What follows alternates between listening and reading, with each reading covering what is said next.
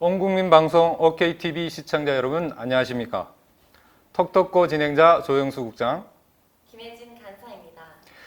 네, 오늘은 그 첫 시간으로 우리 국민의당을 선두에서 잘 이끌어주고 계시는 박지원 비상대책위원회 위원장님을 모셨습니다.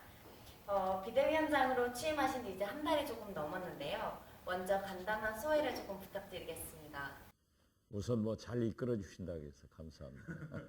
사실은 잘 이끌지 못해서 당내 비판도 많습니다만은 어떻게 됐든 제가 한 달을 넘기면서 우리 당에 3명의 의원들이 각 2번씩 검찰의 무모한 수사 결과로 구속영장이 청구됐습니다만은 기각이 됐습니다. 그래서 우리 당이 검찰에 6대 0으로 이겨가지고 기분이 좋다는 말씀을 드리고, 사드 반대 정국이나 우병우 수석, 그리고 검찰 68년 만에 현직 검사장이 처음 구속되는 이런 불행한 사태 타결을 위해서 검찰 개혁의 기치를 사실 3당 중에서 제일 먼저 당론으로 결정해가지고 추진함으로써 또 성주를 현지 방문해서 주민들과 좋은 대화를 나눈 결과 등 비교적 후한 점수를 받을 수 있어서 저도 기분이 좋습니다. 그런데 오늘 이렇게 와서 보니까 제가 방송에 많이 출연해봤는데 가장 화려한 스튜디오에서 방송하니까 또 기분이 좋네요.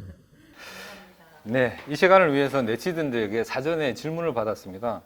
약 한 300건 정도가 들어왔는데요. 크게 분류를 해보면 2가지로 정리가 될 수 있을 것 같습니다.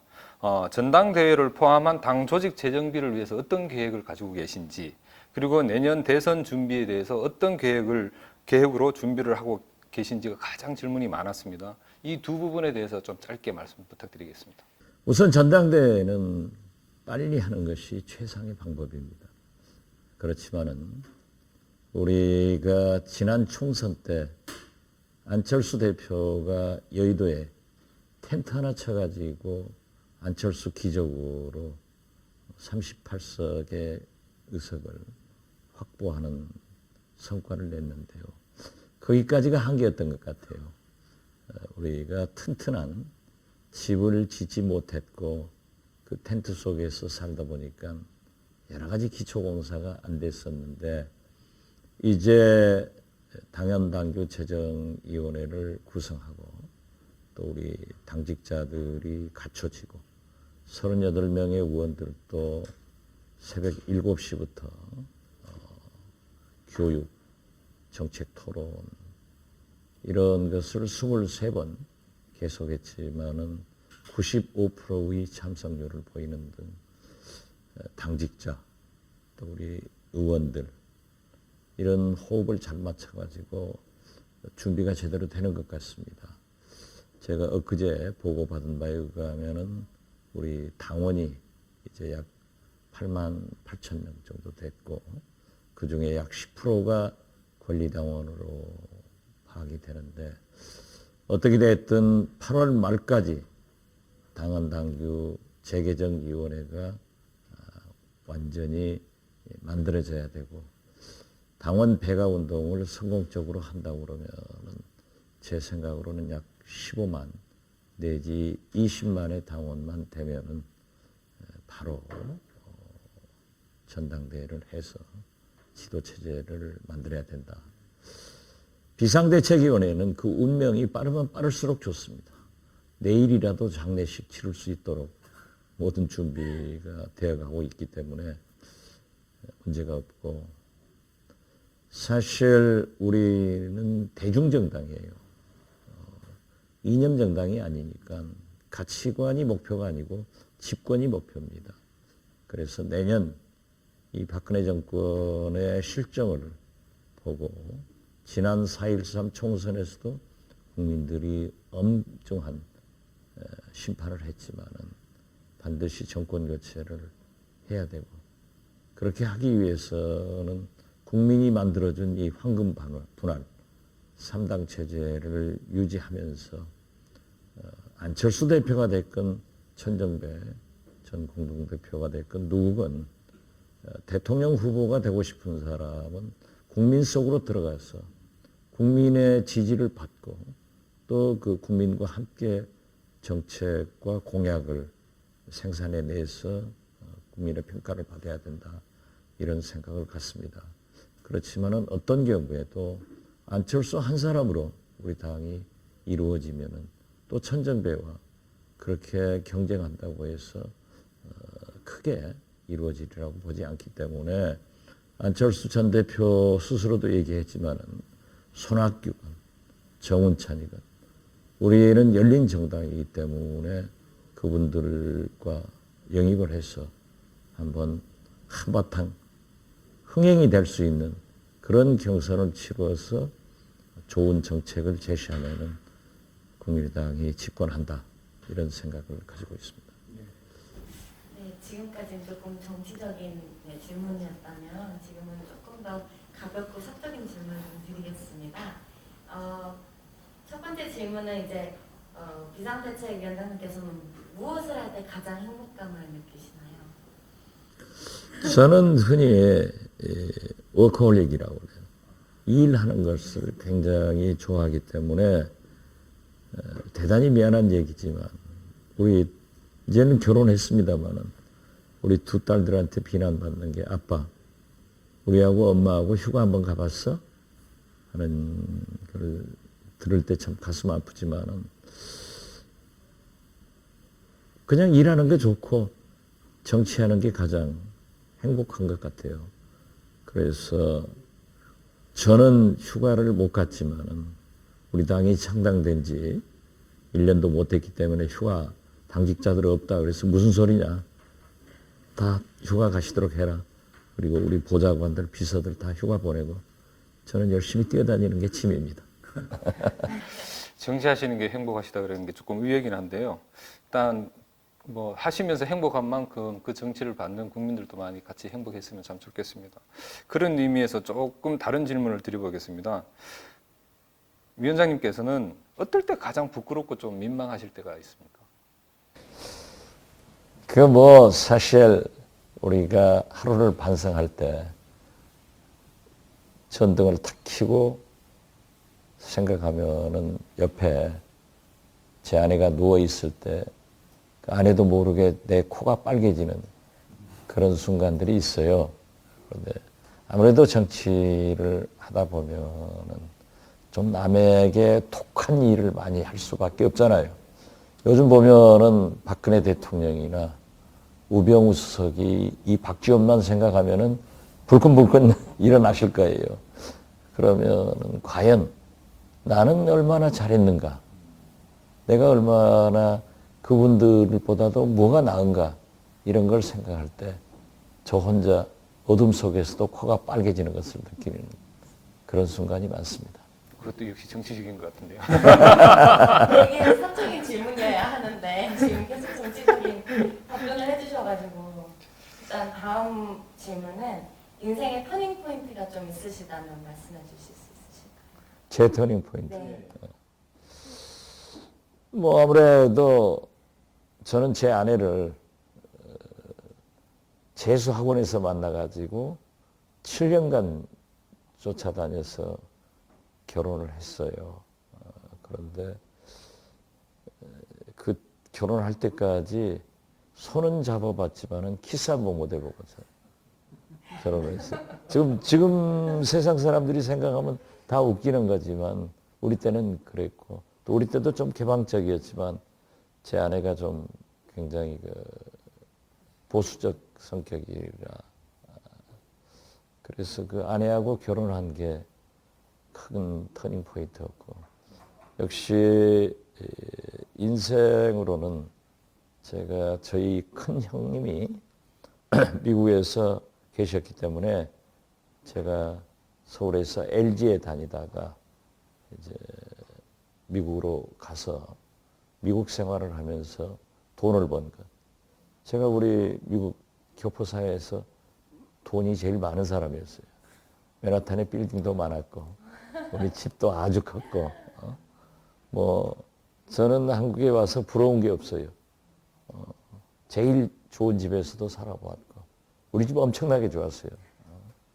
그리고 자동차도 최고의 자동차를 한 5대 가지고 살았으니까 부러운 게 없는데, 그렇게 미국 가서 살게 된 거기에 있었다 하면은 가장 큰 터닝 포인트 중에 하나는 망명족인 김대중 대통령님을 미국에서 만나가지고 거기에서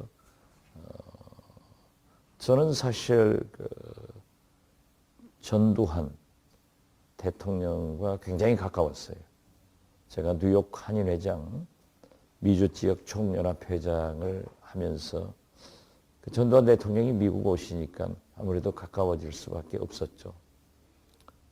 그랬는데 김대중 대통령이 망명 와서 만나가지고 한 2시간 반 얘기를 하다가 제가 잘못 살았다는 그 부끄러움을 느끼고 저도 모르게 벌떡 자리에서 일어나서 큰절을 올리고, 선생님, 제 삶이 옳지 못했지만 이제부터라도 선생님을 도와서 우리 대한민국의 민주화에 벽돌 한 장이라도 놓겠습니다.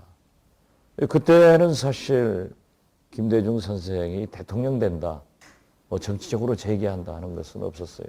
사형 선고받고 미국으로 쫓겨났으니까. 그때부터 함께 했던 것이 그런 3가지 터닝 포인트가 있었다, 이렇게 생각합니다. 역시 과거 이야기를 많이 해주시는데요.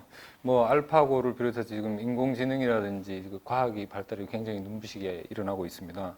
타임머신도 곧 나올 것 같은데요. 혹시 위원장님께서 타임머신을 타신다면 미래가 아닌 과거로 어느 순간 어느 지점으로 되돌아가고 싶으십니까? 초등학교 시절로 한번 돌아갔으면 좋겠어요. 뭔데요? 보통 한 뭐 20대나 이럴 때쯤을 말씀하실 줄 알았는데 초등학교 어때 특별한 뭐 기억이나 이런 게 있습니까? 아니, 제가 저희 큰집이 병원을 했는데 제가 초등학교 3학년 때부터, 그때는 늑막염 걸리면 거의 죽었어요. 그래서 고3까지 늑막염을 7번 앓았기 때문에 저는 이 초등학교 시절부터 중고등학교에 추억이 거의 없어요. 그냥 병원에 있었고, 제가 머리가 큽니다. 그래서 고등학교 친구들을 오랜만에 만나면, 야, 박지원이 용됐더라. 제가 머리만 크고 몸은 빼빼하니까 제 별명이 가부수였어요. 그래서 제가 초등학교 때로 다시 돌아가면은 좀 건강한 소년으로 가서 얻어만 맞고 살았는데 태권도 배워가지고 그때 나 두드러 팬 놈들을 좀 대지게 되도록 패고 싶어요. 그 사람들은 타임머신 타고 미래로 도망갈 것 같습니다. 최성훈 고등학생 때 추억이 많이 없으셔서 그런지 지금이야말로 정말 열정적인 활동이 좀 눈부신 것 같아요. 혹시 특별한 건강관리 비법 있으시다면 혹시 공유해 주실 수 있으실까요? 그런데 저희 그 집안, 시골에 자랐지만은 그 정치를 많이 하는 사람들이 있었어요. 국회의원도 있고 도의원도 있고. 그래서 저는 초등학교 3학년 때부터 제 책상 앞에다가 국회의원, 야당 원내대표 박지원 이렇게 써놓고 살았어요. 대통령이라고 쓰실 거예요? 그때 내가 잘못한 거야. YS처럼 대통령 박지원 했으면 내가 지금 국민 TV 앉아 있을지 않고 지금 청와대에서 우병우 수석 잘랐을 건데 말이야. 아무튼 그랬는데 그 이상하더라고요. 그때는 원내 대표라고 안 하고 원내 총무라고 했어요. 그것도 야당 원내 총무. 이래서 이 고등학교 다닐 때 내 친구들이 야, 야당 원내 총무 그렇게 불렀거든요. 하도 그걸 얘기하고 다니니까. 그랬는데 사실 김대중 대통령님을 도와서 대통령 됐고 문화관광부 장관, 청와대 비서실장 이게 아니고 사실 제 꿈이 이루어진 것은 대북송금 특검 후에 다시 국회로 돌아와서 야당 원내대표를 3번 하는 게 내 꿈은 이루어졌다. 그런데 지금부터는 다시 사실 내가 초등학교로 돌아가고 싶다는 게 거기 써붙이는 것을 다시 써붙여야겠다. 이건 솔직하게 돌아갑니다.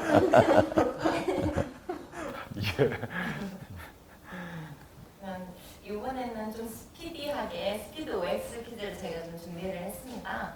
제가 이제 10가지 정도 이제 질문을 드릴 텐데 각각의 문장 끝에마다 O에 해당되면 동의하시면 O를, 또 동의하지 않으시면 X를 들어주시면 감사하겠습니다.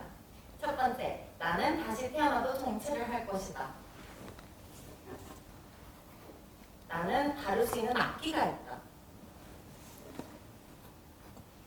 나의 정신 연령은 40대다. 나는 정치 구단이다. 이거 신이다, 신. 머뭇거리시는 것 같아요. 나는 로맨티스트다. 나는 솔직히 좀 생겼다. 받쳐주잖아요. 나는 정치를 때려치고 싶었던 적이 있다. 나는 계급장 떼고 한판 붙고 싶었던 적이 있다. 나는 유슬램프 지니에게 지금 당장 한 가지 요구하고 싶은 무언가가 있다. 마지막 문제입니다. 나는 지금 욕심나는 자리가 있다. 의미심장. 10가지 질문을 드렸는데요. X가 2개고요. O가 8개입니다. 그만큼 저는 늘 인생을 포지티브하게 긍정적으로 보고 삽니다. 뭐 이 중에 다 여쭈고 싶지만요. 몇 가지만 좀 여쭤보겠습니다. 나는 정치 9단이다 해서 X를 하셨습니다. 10단입니까?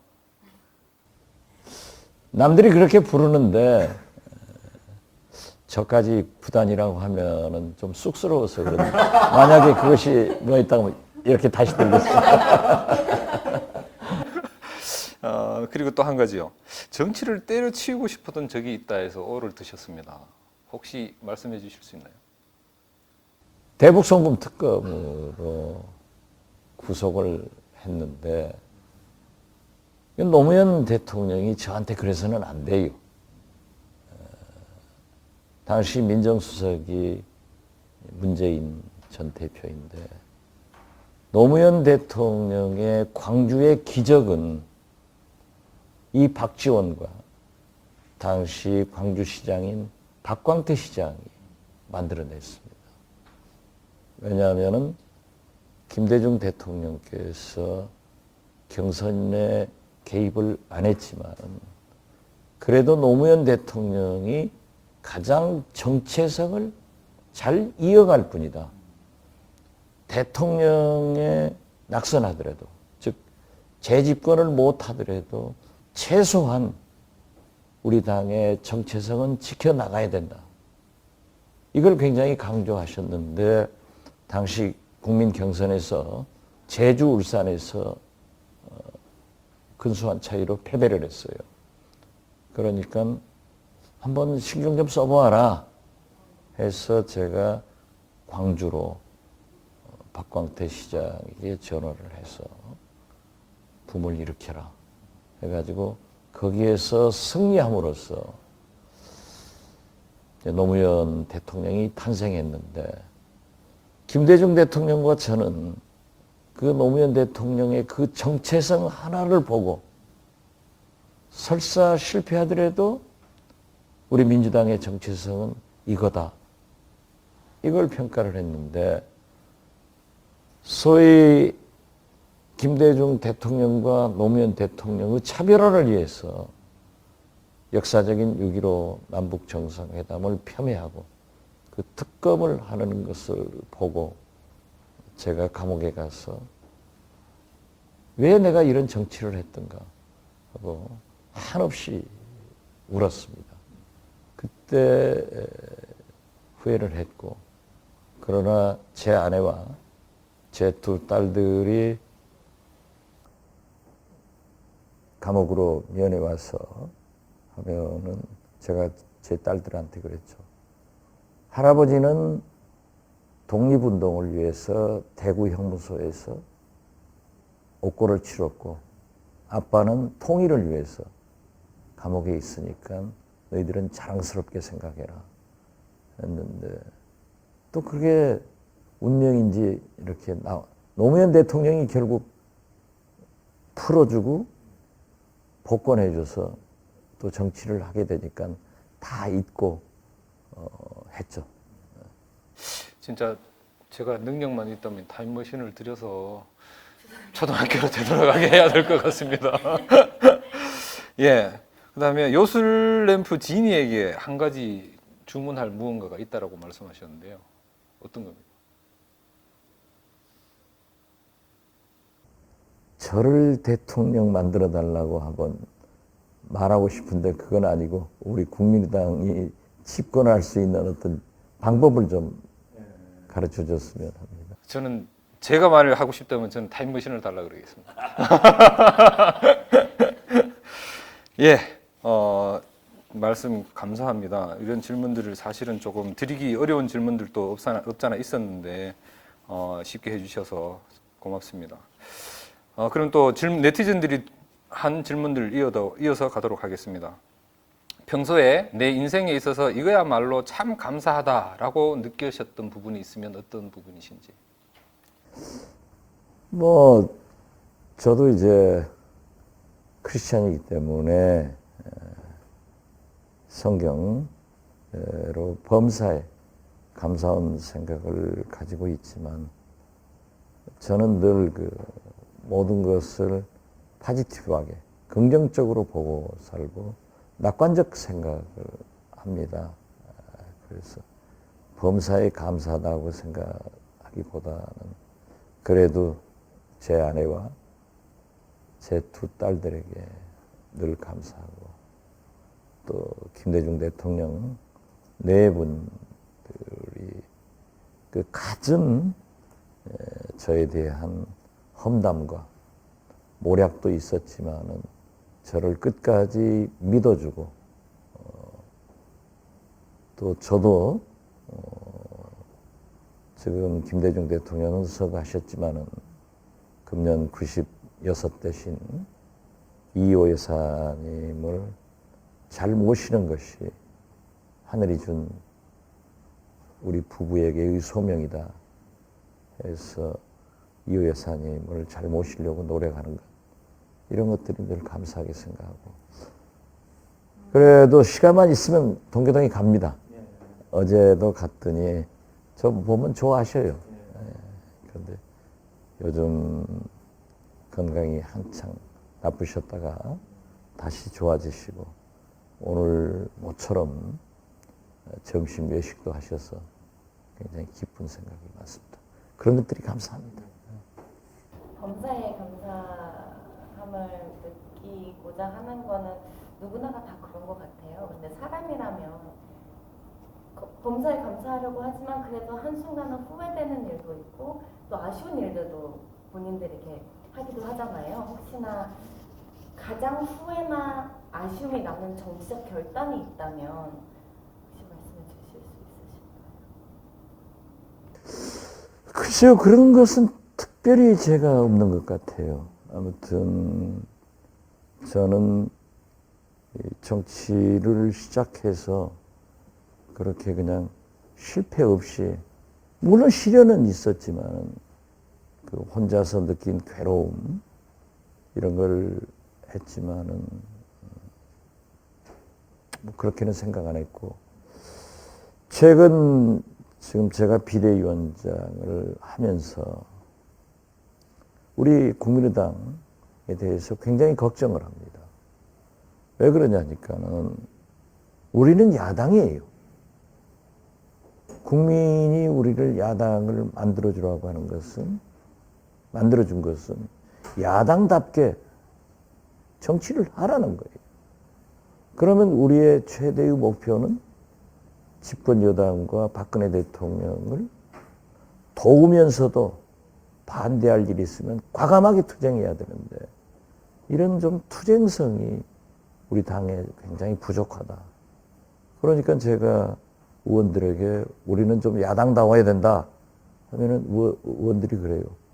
국민 정서가 바뀌었는데 왜 자꾸 우리가 야당답느냐 이런 얘기를 하는데 저는 그게 좀 싫어요. 그렇지만은 최근에 와서 아까 모두에도 말씀드렸지만 우리가 사드 그러면서도 중국이 저렇게 좀 무모하게 우리에게 경제 제재를 하려고 하는 것. 그런 것은 중국의 우리 당만 따지잖아요. 또 사실 북한 핵과 미사일을 우리 머리에 두고 살 수 없어요. 그런데 만약 유엔 안보리 제재가 있었을 때 중국이 적극적으로 북한을 제재에 동참해서 강하게 했다고 하면은 북한의 핵과 미사일이 됐겠느냐. 그래서 저는 최근에 미국 대사관 고위 인사와 만나서 점심하면서도 그런 얘기 했어요. 미국에 가면은 미국이 밀을 굉장히 많이 생산하는 나라 아니에요?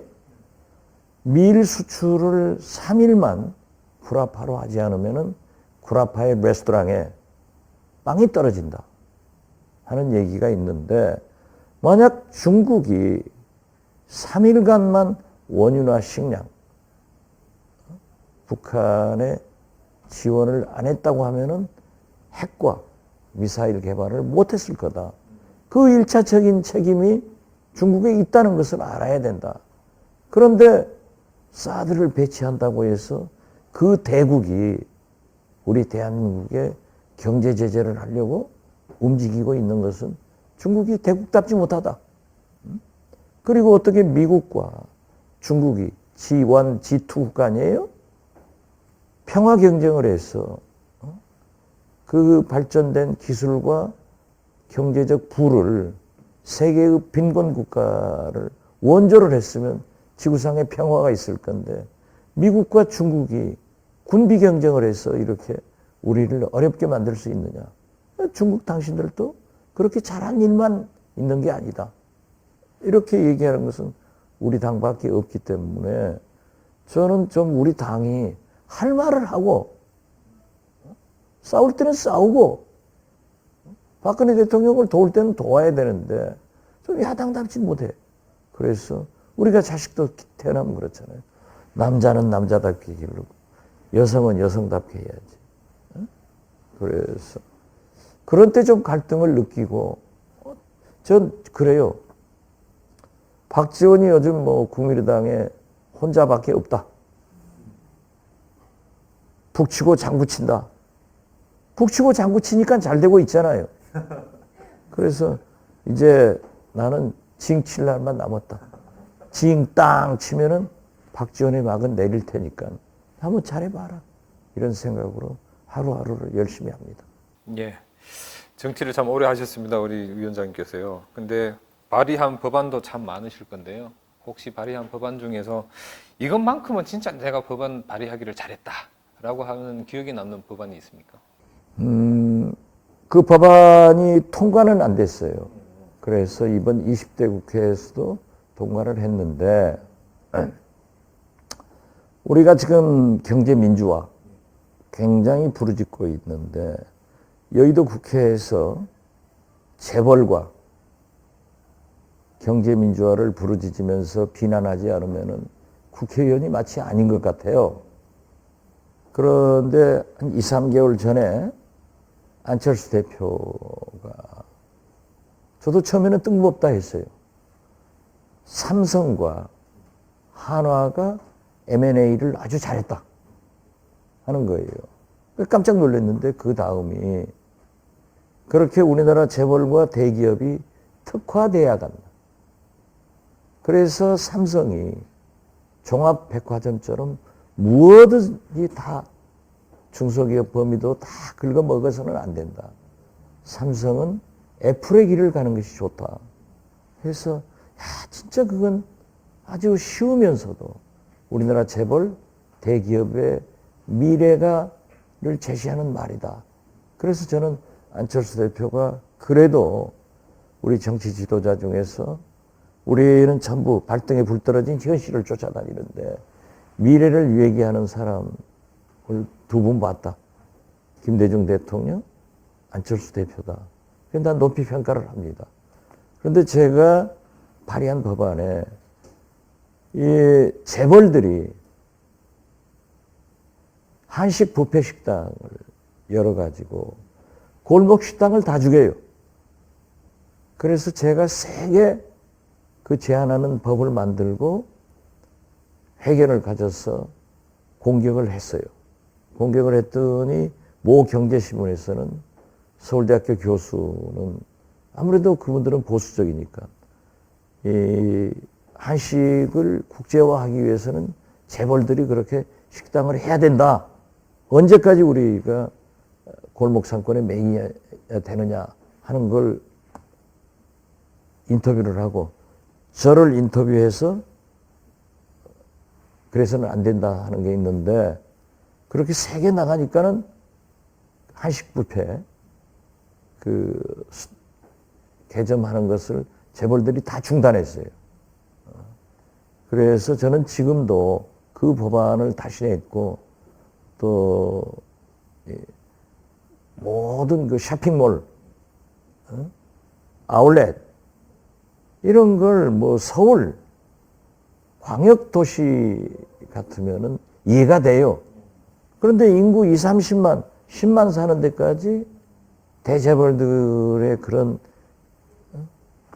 체인점을 넣어가지고 완전히 상권을 피폐화시키기 때문에 그 법안을 내놨는데 아직 통과가 안 됐습니다만은 이것만은 꼭 관철해야겠다고 생각을 합니다. 예.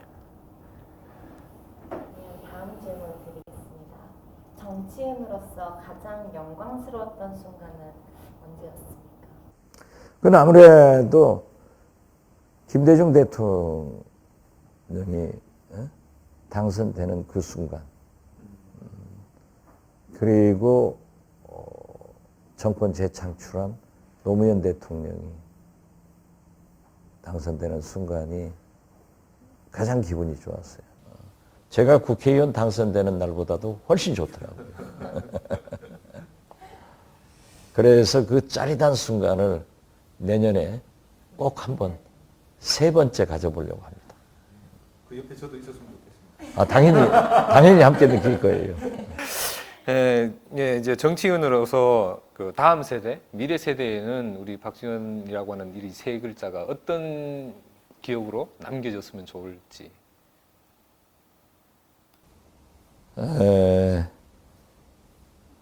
그냥 열심히 노력하면서 정치를 했다. 이런 사람으로 기억됐으면 좋겠어요. 왜냐하면 저는 제 좌우명이 주어진 여건에서 최선을 다하자. 그런데 박지원이 능력이 없었다 있었다 그 평가는 제가 감수할 수 있지만은 그러한 일을 위해서 열심히 하지 않았다. 게을렀다. 이런 평가는 견딜 수 없을 것 같아요. 그래서 저는 열심히 노력한 그래도 국가와 국민을 위해서 정치를 했다. 그런 사람으로 기억해 줬으면 감사한데 제가 죽고 나면 그것 어떻게 기억되는지 알겠어요? 제가 나중에 가서 알려드리겠습니다. 그렇죠. 그럼 뭐 저보다 나중에 죽는다는 소리네. 항상 열정적이시고 긍정적이신 분인 것 같아서 정말 자랑스럽고 되게 대견하고 저희 이제 비대위원장님으로서 너무 멋있으신 것 같아요. 감사합니다. 조금 많이 뜬금없을 수가 있는데 혹시 평소에 즐겨 들으시는 노래가 있으신가요? 아니면 노래방 가면 난 이거는 꼭 부르다 이런 노래. 그 세대 차이가 있는 것 같아요. 얼마 전에 목포에서 이난영 가요제가 있었는데 거기에서 손학규 전 대표하고 저하고 만나기로 했어요. 그런데 우리 당을 출입하는 젊은 기자들이 이난영 가요제가 뭐냐요. 그래서 깜짝 놀랐어요. 그리고 지난주에 우리 말진 기자들하고 점심을 먹으면서 신상우 부의장을 얘기를 했더니 아는 분이 한 분도 없더라고요. 정치부 기자, 이제 뭐 20대 후반, 30대 초반 기자들입니다. 그래서 깜짝 놀랐어요. 그래서 제가 이분들에게 박정희 대통령을 설명하면은 그냥 군사 독재자다 할 정도로만 느끼지 다른 걸 못 느낄 것 같아요.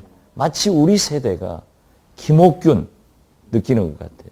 김옥균 하면은 우리는 뭐 개화파 이 정도로 기억을 하지 그 어떤 피부로 못 느껴지잖아요. 그래서 그 세대 차이라는 건 굉장히 크다 하는데 제가 노래를 잘합니다. 그 대신 흘러간 노래를 잘해서 제가 2000년 6.15 정상회담 후 이제 2달 있다가 평양에 우리 대한민국 언론사 사장들 50명하고 갔어요. 가서 김정일 당시 위원장하고 술 먹고 노래도 했고 또 6.15 정상회담 때 마지막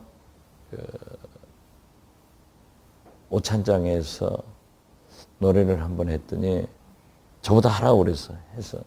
했더니 그 김정일 위원장이 저한테 장관 선생은 인민예술가입니다. 그때는 제가 문화관광부 장관이었는데 그랬는데 그냥 우린 흘러간 노래 하는데 지금 아이돌 노래는 모르죠.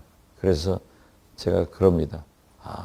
이난영을 모른다고 깜짝 놀랄 게 아니라 이 젊은 세대들 앞에서 제가 아이돌 노래를 모르는 것을 부끄럽게 생각해야겠다. 그런데 잘 안 배워져요. 흘러간 노래라도 혹시 한 소절만. 오늘의 가장 중요한 옛날 네, 그럼요. 그대의 옷자락에 매달려 눈물을 흘려야 했나요? 길목을 가로막고 가지 말라고 애원해야 했나요? 여기까지만 하죠. 안 시켰으면 큰일 날 뻔했습니다. 그냥 지나갔습니다. 신상우 부의장 얘기를 내가 그 얘기를 했어요. 우리가 술을 많이 먹고 다니거든요. 그럼 집에 탁 가서 아파트 배를 눌리면은 아내가 나오잖아요.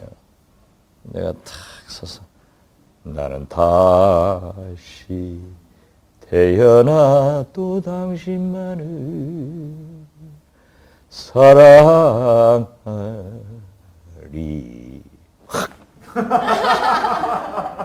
쓰러지면은 제 아내가 그냥 끌고 가서 아무 소리 안 하고 평화롭게 잔다.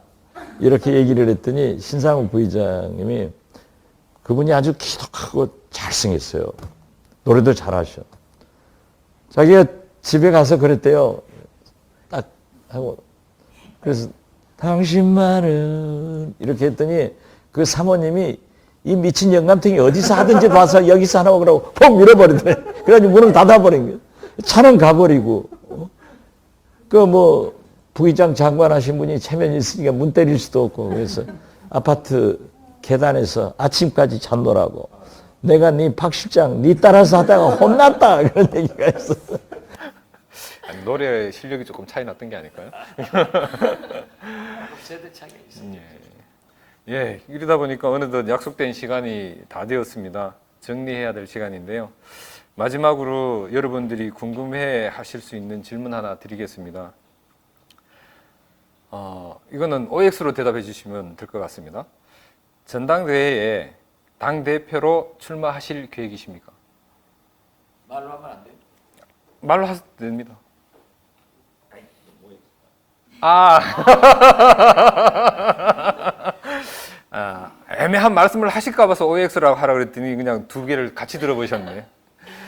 제가 지금 비대위원장인데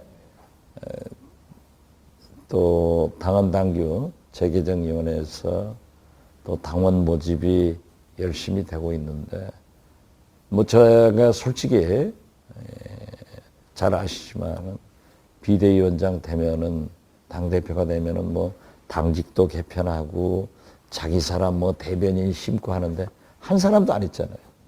그렇기 때문에 이 민감한 때는 사실 요즘 민주당이 사드에 거기에 사용할 말이 아닌데 전략적 모성을 유지하기 위해서 제가 둘 다 들었습니다. 훌륭하신 판단이 항상 존경스러운 것 같습니다. 일단 오늘 너무 감사드리고요. 바쁘신 일정에도 이렇게 와주셔가지고 긴 시간 토크쇼 정말 성공스럽게 마무리 짓고 있는데 이제 오늘 어떠셨는지 소감 한마디 이제 짧게 부탁드립니다.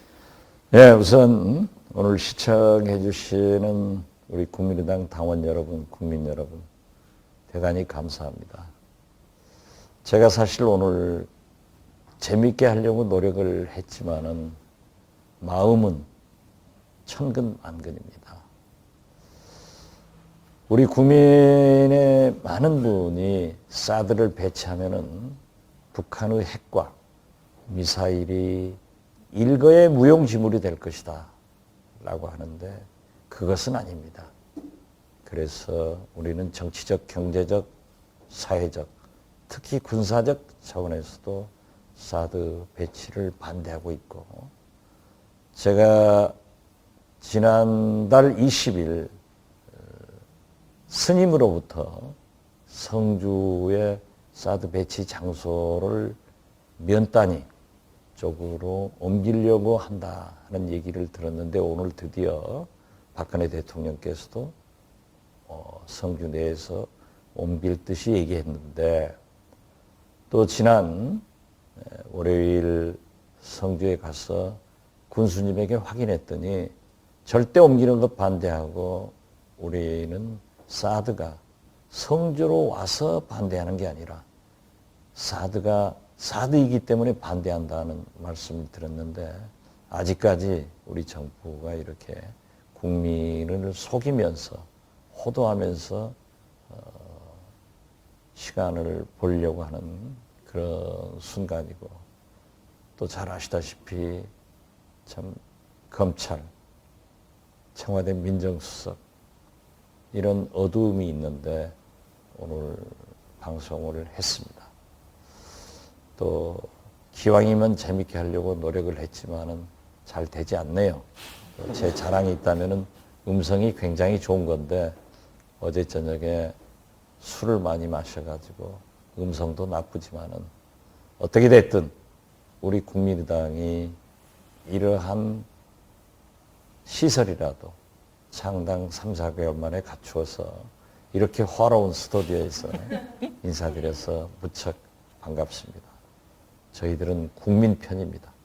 우리를 믿고 우리 당의 자산인 안철수, 천정배, 이박지원 그리고 38명의 의원과 10여만의 당원 우리 당직자들이 열심히 해서 전당대회도 무사히 치르고 반드시 내년도에 정권 교체를 통해서 여러분과 함께 안심하고 살 수 있는 그리고 모두가 잘 살 수 있는 그런 나라를 만드는데 함께 하겠다는 말씀을 드리면서 오늘 너무 행복했습니다. 감사합니다.